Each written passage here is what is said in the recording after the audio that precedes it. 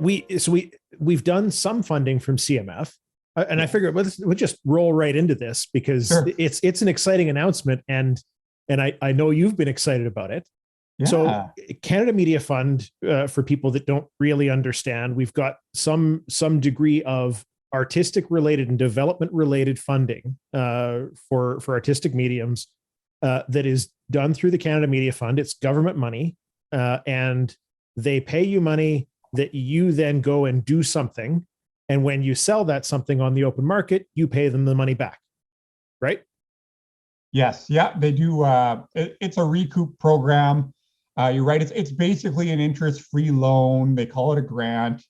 So you receive the money, right? They have a lot of contract milestones and things like that set up. It's a legal process to go through the various hurdles and stuff on the contract. But yes, essentially, once you get to a product for sale, they take a portion of your revenue until any funding that they gave you is recouped.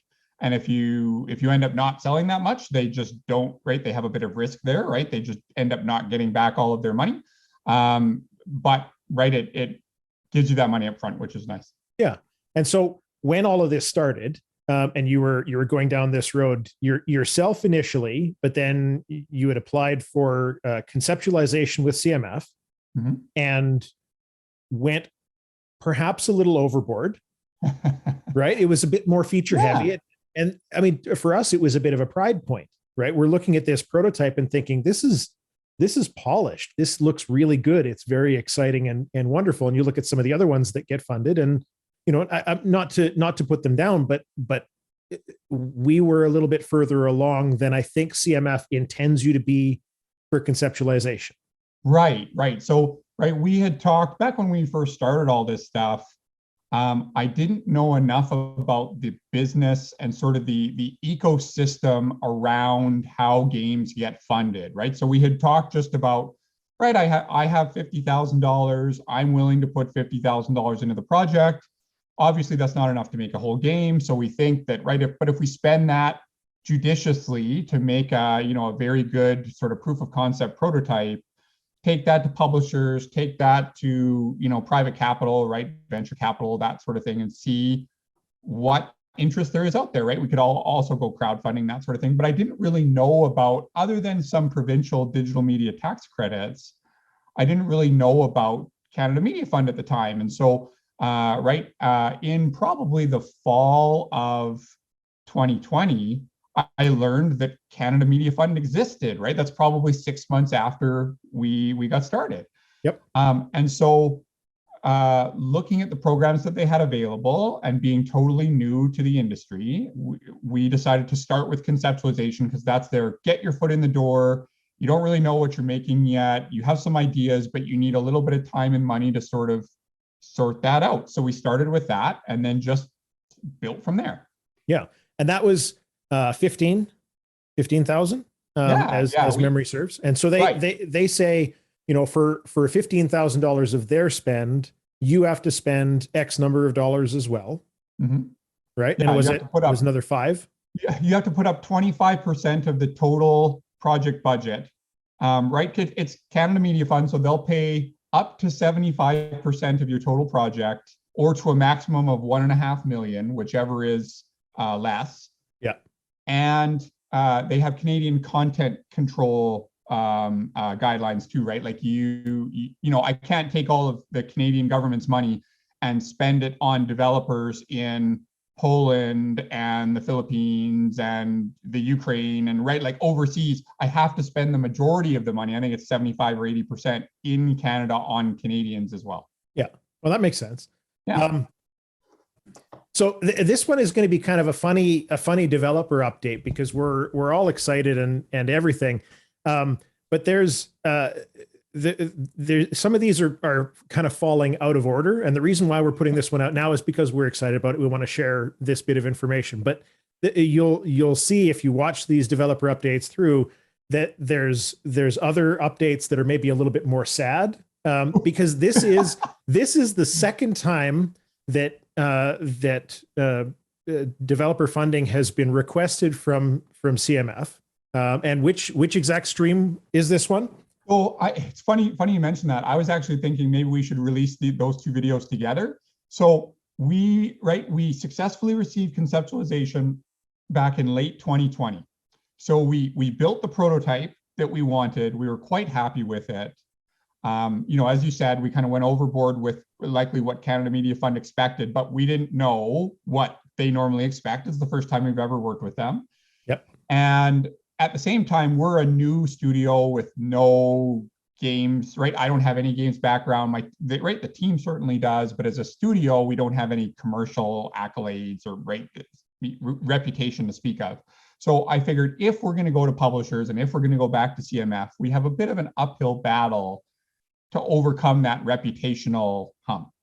So we did go a bit over, right? Like so Canada Media Fund gave us 15,000 for conceptualization. We are supposed to spend 5,000. We spent an additional 21,000 to get the prototype, the conceptualization prototype built that we wanted. So obviously we went over the budget that they intend. Yeah. So we came out with a product that was somewhere between what they expect for conceptualization and what they expect for prototyping. So the next stream that's available after you complete conceptualization is called prototyping. So it's in their commercial project stream. It's called innovation and experimentation or commercial projects. You can go either one.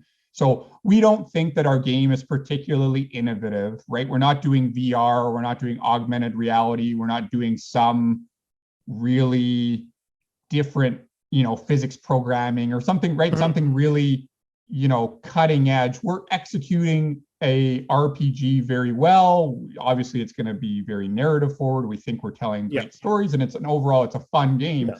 But we're not doing anything that hasn't been done. We're just trying to execute it as well as we can. Yeah, it's an artistic thing. It's not something that's going to result in like a patent at the end of the day. Right. So exactly. So you can apply as, we think this is a particularly commercially viable project and we want you to fund us, or, hey, we're really doing something here that's really different and we think there's real patentability, intellectual property value, right? We're making a major contribution to the industry. And so you can pick which stream you want to go in and apply for, prototyping and then production. So prototyping being the next one, we did apply in the spring. So I think that was about May of 2021. So between, I think, December of 2020, when we got the conceptualization prototype funding, conceptualization funding. I don't want to use the word prototype there. We made a bit of a prototype, but we went further than we needed to. So in, late 2020, we got the conceptualization funding. By May of 2020, when we had to apply for prototyping, we had the conceptualization proof of concept that we had done. And so we used it. We used the assets from it, all the work we had done on it, the game design document, all that stuff that Canada Media Fund requires. We used those assets to submit our application for prototyping in the spring of 2021. We were ultimately not selected for that round of funding. And I took that really hard, right? If we contrast this video with the other video, you can see, and I remember we did that video like 2 days after we did get the money, like it was fresh. Yep. Whereas right now we're sitting here probably 2-3 weeks from when we heard that we've now gotten this prototyping funding. 2 or 3 days after, it was pretty raw, and the feedback was really challenging, right? I think I talked a lot in the video about, I felt personally responsible, right? Like my team is very talented. The product is very good. I felt like my team deserved it, right? Yeah. I'm not keeping any of the money. It's not for me. I'm paying for development of the product for the people who've worked on the game. They deserve stability of salaries and funding. And obviously for our community, right? We have now thousands of people who've reached out to us, who've wishlisted the game, all that stuff. And I felt like we had done enough. And yet, because of my lack of experience in the industry, and because of a couple of other, small points, right? We hadn't released a commercially viable product before. We're not an established studio. I don't have a games background. We didn't have gender parity on the project, right? Canada Media Fund gives an extra couple of points if you have 40% of your key roles being filled by women. So we didn't get some of those points. Yep. obviously with a government grant like this, and Canada's game development scene being as well developed as it is, it's a very competitive application process. And so, right, they give out something like $4 million a year. I think this most recent announcement was about 4.5. And at 250 grand a pop, right? How many projects is that? 10? Yeah. Out of 180 applications for the year. So about 90 in the spring and 90 in the fall. And they fund about, right, assuming everybody goes for the full amount, which isn't always the case, but right, assume maybe 10, maybe a dozen projects get funded. So it's competitive, right? Like you really got to be right on it to get the points. We didn't get it. I was obviously upset. I felt like I let the team down. Right, the group we have is so talented, and I feel so blessed to be a part of all of this. And I just felt like I owed it to them, and that I dropped the ball, right? Like, okay, it's nothing I could have done. There's nothing, right? Like, it is what it is. But I really felt personally responsible. And so it was a really big letdown. It's funny that how bad I felt then is worse than how good I feel now. That's probably just me, but it's like, it was, right, it's very off kilter that way. Yeah. So that is effectively the official announcement. So CMF, they had funded conceptualization for us. We applied for prototyping. They denied it. Isaac and the team have continued to grind away at all of this, and just continuing to push it. You can apply for prototype funding twice on a particular project. The second application was put in, and very recently by the CMF has been announced that we were selected for funding $250,000 in the direction of this game. Yep. And the real beautiful part about this is that development never really stopped. Right. There were some things that had to be toned back for a little bit, maybe not the pace that you would have liked to keep going. But a lot of that has changed now. Like I was, saying that we've got a few more developers showing up in the Discord channel now, and a lot of activity that's going on. And I've been, sitting by looking at the art screens, the concept art, and some of the new areas and things that are not in our original prototype. And prototype, I shouldn't use that word either, but that was really what it was, right? Yeah. It was the initial prototype, and now you're working towards a Steam demo. Yeah. Which is taking what people have played so far of Sovereign Syndicate and kind of ramping it up a little bit, giving more play time, some different areas, more interactions. There's new UI. There's a lot of additional stuff. And this money from CMF is going to continue to push that along. Right. So you're right. What we did was when we heard we didn't get the funding, I took a few days to be sad, and then really decided, okay, right, like, what does this mean? Where do we go from here? Because first of all, I never, right, when I started all this, I didn't even know CMF existed. So why does that all of a sudden change what I was up to just because I didn't get accepted into prototyping funding? It's not like I throw my hands up in the air and give up. I was upset about it, but okay, how do we move forward? So we stuck with the initial plan, right? We had our proof of concept prototype. We took that to a bunch of publishers. We let a bunch of people in our Discord play it, and some of our friends and family and stuff, of course. We got a ton of great feedback, some really positive and some really constructive about, right, not knowing what publishers expect when you go to pitch a publisher, because we had never done that before.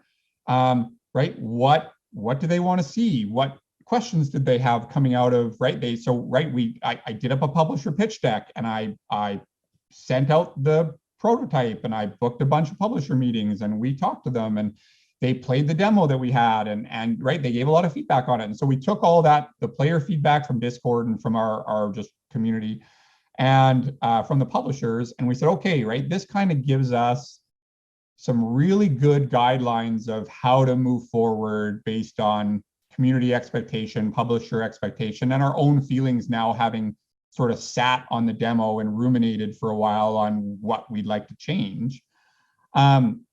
Of course, we also went public with everything in the interim, right? So not getting CMF funding, right? I was like, okay, right, we have opportunity to apply again in 6 months, but we only really get 2 kicks at the can here. And I wasn't sure how much ground we could make up, right? We're not going to be an established studio in 6 months. We're not going to have commercial products behind us in 6 months. Yep. There are some things we can do to improve our application score. So let's work on those, right? Hire additional people, specifically women in key roles, so that we can get the gender parity points, right? Find qualified women to come and work for our studio.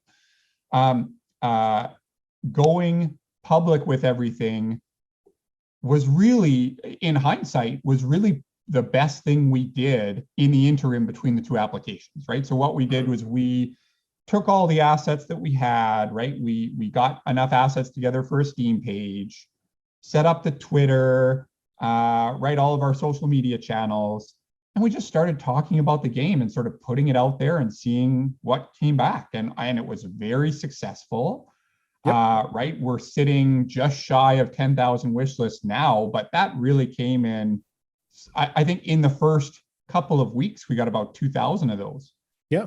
It was a crazy ride. Yeah. I mean, the trailer on YouTube is somewhere in the neighborhood of about 10,000 views, which is, I mean, fantastic for a channel that has never really done anything before. You know, we're at somewhere around 200 people in Discord. I mean, these are for a company that doesn't have a history, right? These are good numbers. These are really, really good metrics to be hitting, and people seem really interested. Yeah. You know, that was when we were talking about all this really, really early on. Yeah, there are RPGs, but most of them are made by much larger studios, and nobody was tackling steampunk. Yep. So we did a really good job in the interim because we kept doing what we came to do, right? We were pursuing, okay, CMF didn't fund us. What about publishers? What about, right? Like, you need a community before you can make crowdfunding work. So we were, you know, working towards those goals. And so because we did that, we actually improved our next application, right? Publishers came out telling us, right, help us answer some key design questions before we'll be comfortable making an investment, right? Develop this tarot card system. We love the tarot card system. We think it's your hook. We think it's great, but it doesn't feel complete yet. We don't understand it. What are the rules? How do you determine what card you get, right? We had just kind of pre-scripted it in because we knew what we wanted it to look like, but we hadn't really designed what the rules, right? What the constraints around the cards were going to be. Right? What are you doing with combat? We didn't spend a lot in the initial proof of concept on custom animations and, right, combat. Are we going to do real time with pause? Are we going to do, you know, turn-based? Are we going to do Disco Elysium sort of set piece animation? I think we actually have a video about that where we just kind of talked about, right, we're still working that out. Yep. Now we're more settled in that the Disco Elysium set piece animation way. But at the time, right, when we first went around, people were like, okay, like, is this going to be Divinity Original Sin? You know, Fallout Tactics, right.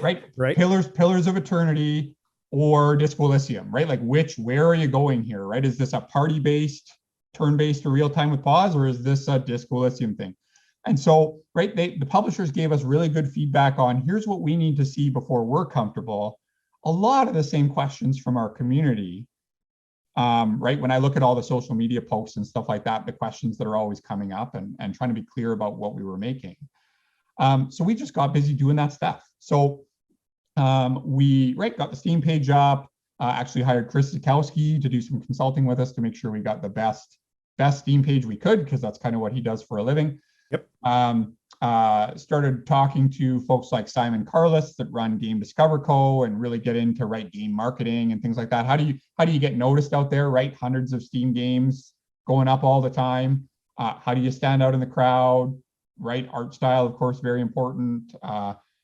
Jason De La Roca says product design is marketing, right? So the product that you're making determines a lot of the time how successful it's going to be and what channels you decide to pursue, right? Like, right, our game is, although it could be on Switch one day, is probably not not a primary Switch game, right? PC is our primary market. And if we're successful, going to consoles makes sense, but they're different audiences. So we just kept doing what we were there to do and just kept working towards additional funding. But what that did for us was, and we kept developing, right? We took a bit of a break on development while we set up the Steam page and went public and dealt with community management and kind of got ourselves set up. But then we got right back on developing. So, right, new environments, new NPCs, what's this card system going to look like? What's combat going to look like? We need an animator because we're not animators, right? We don't have one. So we went out and hired people that could help us do the things that we didn't know how to do. And we just kept working away at it. And when we included those additional things in our application, we got the funding the second time. Mm-hmm.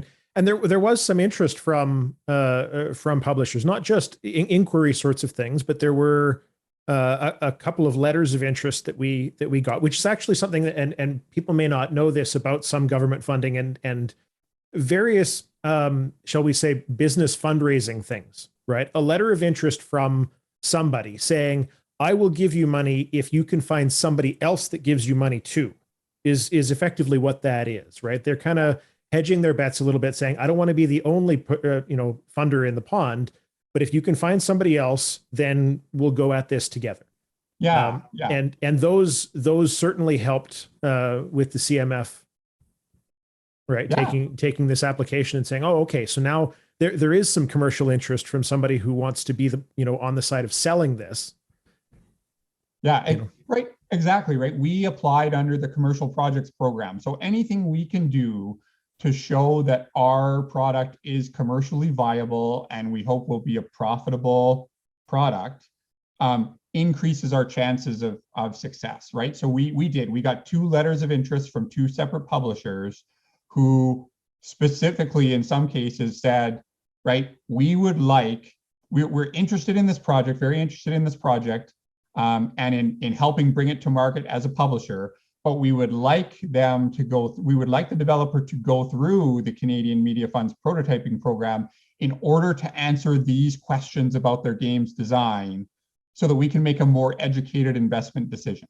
Mm-hmm. And so we just made sure that those letters were included in our application and that the scope of work that we were committing to for the prototyping funding, because one of the things you have to tell the CMF is, if we give you the money, what are you going to spend it on?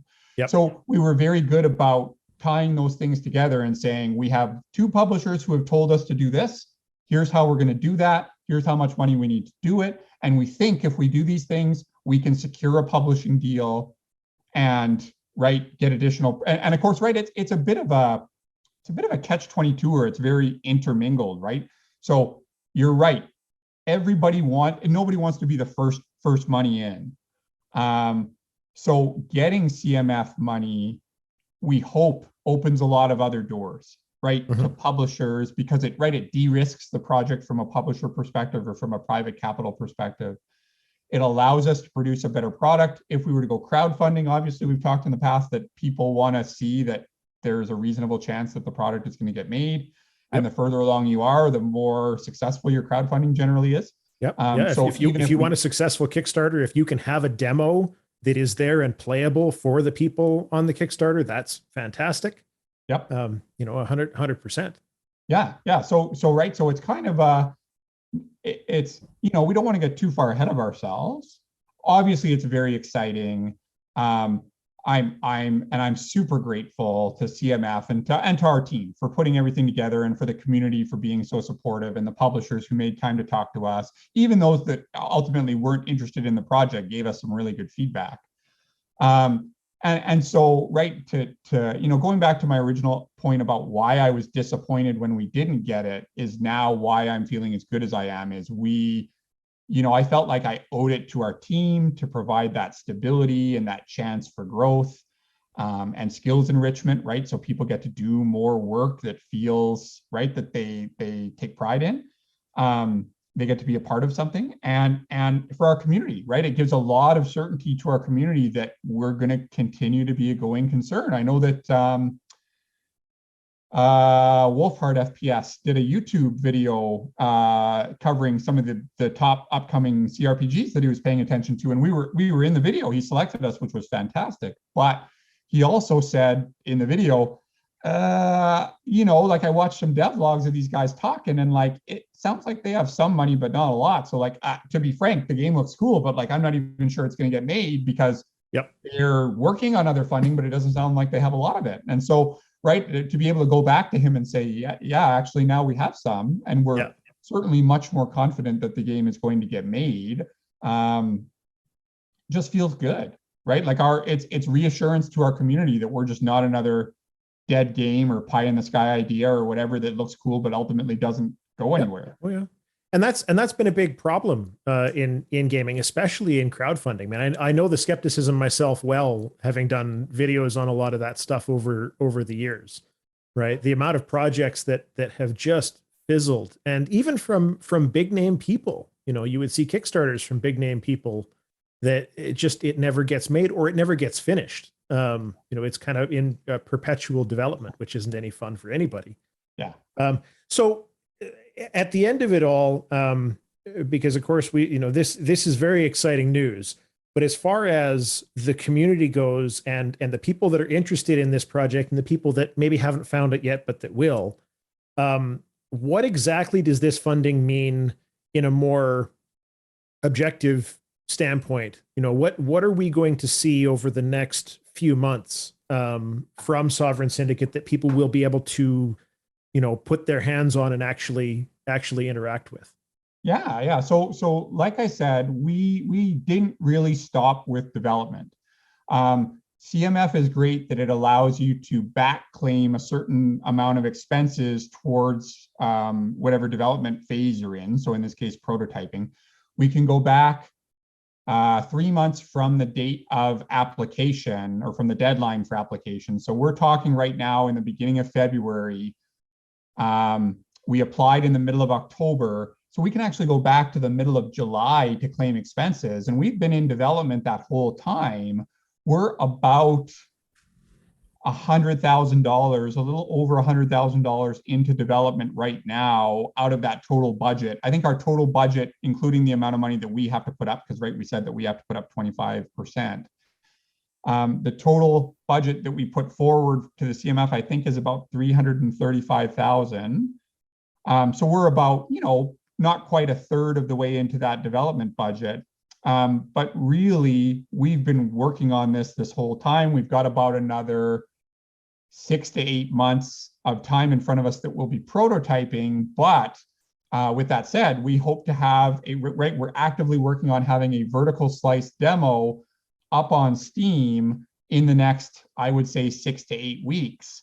We're just sort of putting the finishing touches on that, doing some polishing, doing some internal testing. We'll release it out to our Discord community so they can give us some additional player feedback. We're going to keep prototyping and keep working on it because there are some other things we want to test and some other concepts we want to look at. And we really just want to keep developing and get as far as we can. But we think we'll be able to satisfy what we want out of a vertical slice on Steam in the next few weeks. So that really, and that helps us in a lot of ways, right? Obviously, it gives something more concrete to our community to play and provide feedback on. We can go back around the publisher circuit with that demo. We think it meets what they were asking for, right? I either get some more feedback on what else they need and work on that during prototyping, or hopefully secure a publishing agreement. That would be great.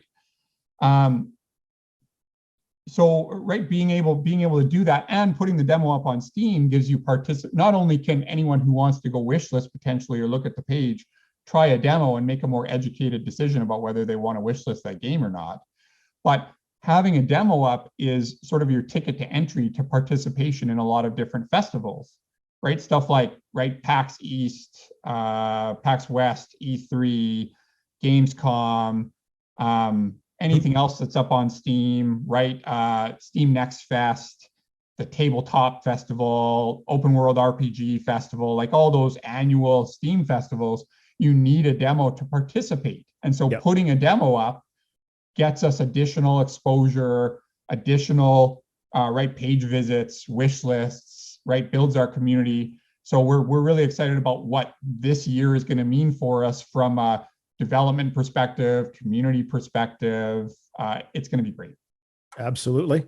So for anybody who is watching this, who's been interested in Sovereign Syndicate, whether you're just interested in playing, obviously keep an eye on the Steam page. If you're in games media, YouTubers, Twitch streamers, you're a journalist of some kind, or you're with a publisher, send us an email because I'm sure we would love to chat with you. Perhaps get a copy of this demo out a little bit early so that people can coordinate their coverage a little bit. Absolutely. Yeah. And we'll have those sent maybe to info@crimsonherring.com would work. And obviously that's our website, but you can come along and chat with us in Discord. There's a link down below if you want to check out our old prototype. I believe that's still pinned at the top if you want to see what it looked like before it was even better. It'd be good stuff. But congratulations. I know it's been a ton of work for you and a ton of work for the team building all of this stuff. And I've been excited about it for a long time because even that old prototype, to me, having been around the game industry for a long time, it was more polished than it should have been for the amount of time and the amount of money that had been spent on it. I liked it then. And we're only going up from here. And so it just gets more exciting. And the more real it becomes, the more, the more of a sure thing that this is going to be a game that releases. And I hope that people get excited and get on board with that because, they will be playing this in the not too distant future. That's right. That's right. So thank you very much for watching. We will see you for the next one. Possibly out of order because that's sort of how the devlog stuff goes. We really wanted to talk about a bunch of funding coming in being an exciting thing. Yeah, that's all I got for you. So thanks very much. Bye. Thanks everybody. Take care. Yep. Bye-bye.